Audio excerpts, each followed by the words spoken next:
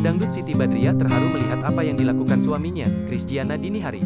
Atas apa yang dilakukan Christiana, Siti Badriah mengucapkan terima kasih seraya mengecup pipi sang suami yang tengah tertidur. Hal itu diceritakan Siti Badriah di Instagramnya lewat sebuah video. Dalam caption, Siti Badriah mengaku mulanya iseng mengecek CCTV di kamarnya. Namun tak disangka, Siti Badriah malah menemukan pemandangan yang membuatnya terharu. Pasalnya, Christiana tampak terbangun dini hari sekira pukul 3.18 waktu Indonesia Barat untuk mengganti popok dan memberikan susu anak pertama mereka, Sarena Zenata Denali Baharudin.